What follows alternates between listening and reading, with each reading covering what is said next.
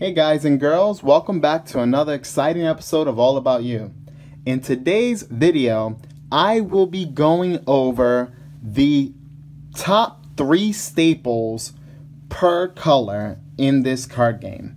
Yes guys, what this means is that I will be going over all the cards that you should be playing in your deck if you're playing these colors.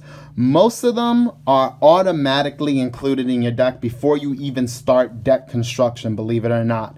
That's what it means for it to be considered a staple. It's a card that it's so good, so flexible, able to be used effectively. So, with this being said, before we start with the video, I want to give out a warm welcoming shout out to my sponsor, Dana Clay. You are able to get your card collectible needs and product, TCG products there. And the prices are phenomenal. He ships very quickly, so you'll be receiving your stuff within the week. And with that being said, let's jump right into the video.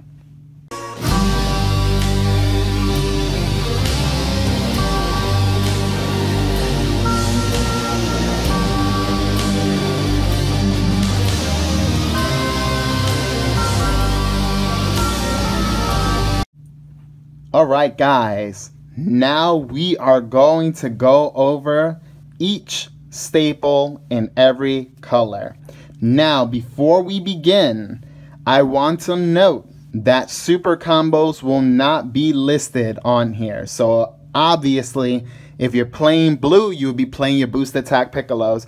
If you're playing red, you would be playing your so on and so forth. Same goes for yellow, black, and green.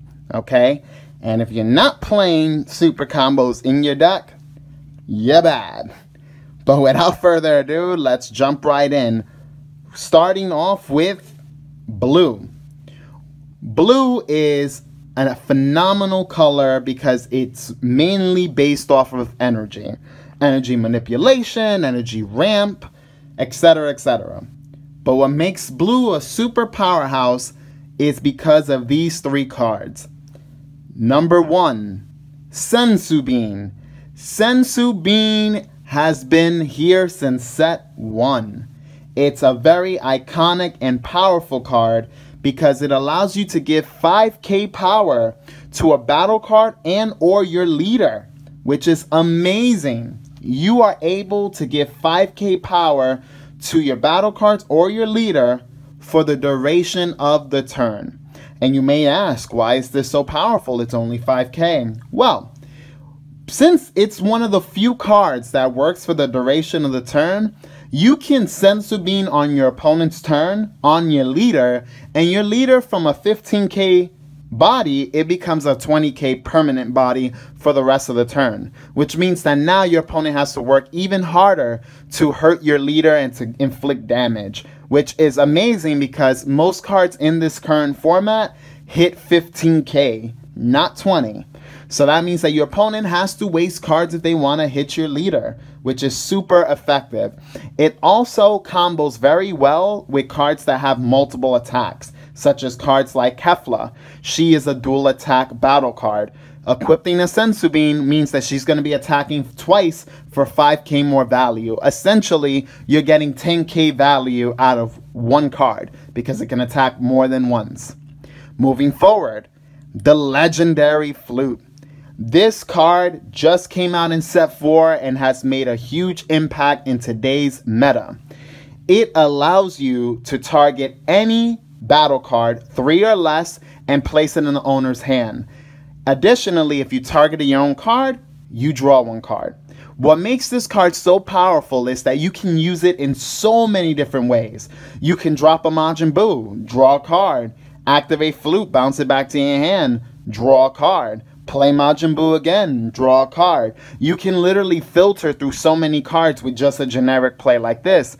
Other more effective plays are drop your Freehan, attack with your Freehan, Flute your Freehan back to your hand, draw a card. And now you still have it for use during your opponent's turn when you need to combo, especially with the infamous SS3 leader. And moving on to our last card, as if you didn't already know, Freehan. This card has been extremely strong since it came out in set 2. It's a simple battle card where you place it in rest mode after you're done comboing with it, and it stays on board. After you combo it, you place the card in rest mode. What's so strong about it is that it's able to attack back next turn. So if you use it defensively, you can guard your leader, guard your battle cards, and then now have an additional body on board to attack with next. It's very strong. Moving on to the color red. Topo. Topo is a monster. This guy is a battle card that's a 20k body and is a negate for 2 red. If your opponent's leader is at 4 life or less, you can use him and reduce his cost from 4 to 2, which means that he's a 2 red negate card. Not only that, but Topo has a very interesting effect like most other battle cards never seen before. His ability is that if he KOs a battle card, you can restand him, period. So he's able to attack right into a lot of your opponent's low-cost cards, get rid of them, and get value. You can clear out their board for no cost, no commitment, because he's a 20k body, so as it is, he's already a tough guy to deal damage with. Additionally, he is used effectively in decks like Pan, where he comes out into play, and he becomes a 25k body, which means that he's even stronger and can really do serious damage in board control. Moving forward, Burst Attack Gohan. This card is new. It came out in the Tournament Pack 4 series, and it's been going crazy. It has been doing very well in today's format. It has a strong showing in almost any red variant. Its ability allows you, when you have 4 or less cards, when it attacks, you can draw 2 cards, which is super strong because this format, it's all about saving and preserving your battle cards, preserving your life, staying in the game. And what he does is he allows you to stay in the game because he allows you to be able to guard more effectively and also put pressure more effectively since he can recover your hand. Moving forward, Free Jita. Similar to Freehan, he is another card. When you combo with him, he gets played in rest mode. He has the same fundamentals as Freehan, so you could just refer back to the first part of this video. Moving forward, green. We start off with Full Power Energy. This card, another set 1 card. It wasn't as strong during set 1 because there weren't that many iconic cards aside from Kaba, which were able to put pressure on your opponent. This card stops pretty much a good portion of the format.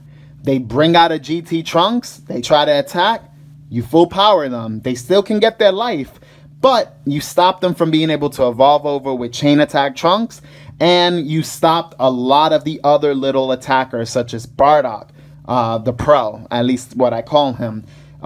You stop Gohan, the little Gohan that's able to attack and also take a life. You stop all these little aggressive cards, which means that it will shut down most of the time of what your opponent is planning to do. The next card is a card that was released in set 4. It's starting to be played now, but it hasn't been played as much because of all the red hype and blue, is Kami's Piccolo. Okay, this card is broken, snapped in half. It's 20k, has barrier, has double strike, and has an amazing ability with Bond 2. Requires only another battle card on board. You can KO any of your opponent's battle cards, period. That's broken. He's one of the strongest cards in the game. Right now, he's not getting as much hype, but once the format slows down, he's going to become more of a threat in today's format or in future formats. Moving forward, we have Indomitable Link Son Gohan. This card is very strong, but very low key. He's not being played in that many decks. Only a few deck lists really have operated and used them in tournament play. But what his ability is, he costs 1 green, 3 energy. When he comes into play, he can KO a battle card being 4 or less. That's very strong. He's a 3-drop that's able to KO 4 or less battle cards, which means he's a good counter to this new lock deck that's been talked about recently, where it runs the Mass Saiyan from the expansion pack, the current expansion series from the Ultimate Box, and with the leader Vegeta, of course, which also comes from the Ultimate Box. There's a little lock going on, and this Gohan could easily shut down the lock. All you need is 3 energy, and you could pop that Mass Saiyan from the board and stop the lock. And it also gets rid of apes. It gets rid of some of the major cards we just spoke of, like Topo, Burst Attacks, Free Hans, etc. This card is a very good counter to the format, and it's very powerful. So it's something you should consider using.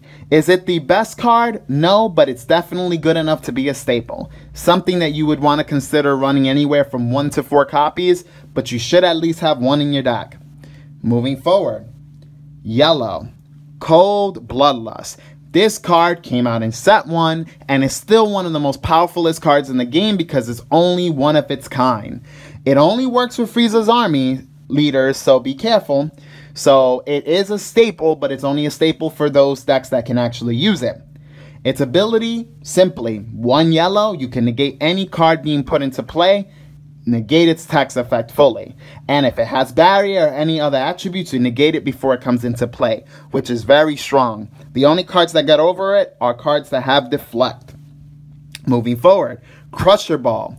This is Cold Bloodlust's sidekick. Also a very prominent card and powerful card in today's format. It stops a lot of these OTK decks, especially the decks that you drop their finisher and they attack you and they have these super uber attacks, attack effects when they swing out at you. You literally could put it in rest mode right before it can attack, which shuts down the whole mechanic of the card. And most of these cards do not have deflect, which is very good because it's a good answer against these powerful cards.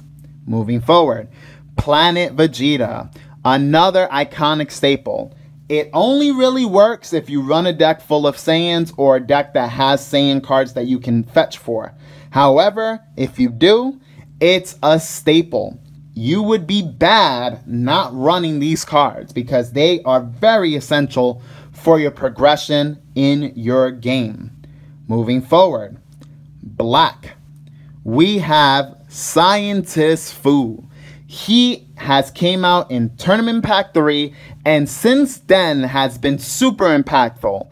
Many players use quantities anywhere from 1 to 4 because that's just how good he is.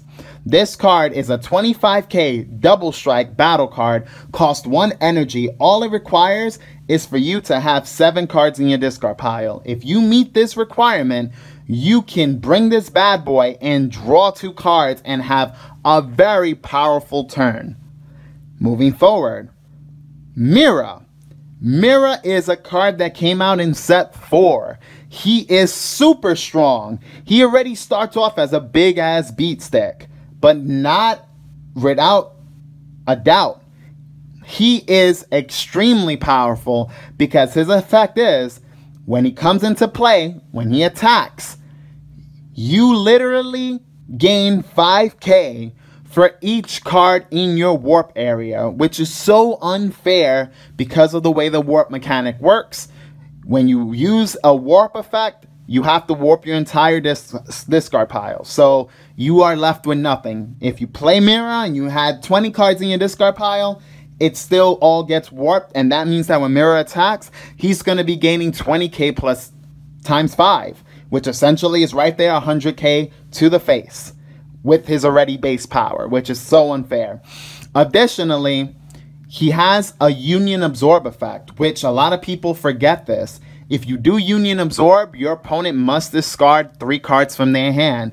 So not only he can attack and pretty much hit ridiculous numbers, he also can hurt your opponent's hand right before the battle even starts. You can force your opponent to discard 3 cards, attack. It doesn't even matter if they negate you or have a blocker, because those are the only type of things that could stop them from gaming you. Honestly speaking, there's going to be a very little chance that you can combo over this bad boy.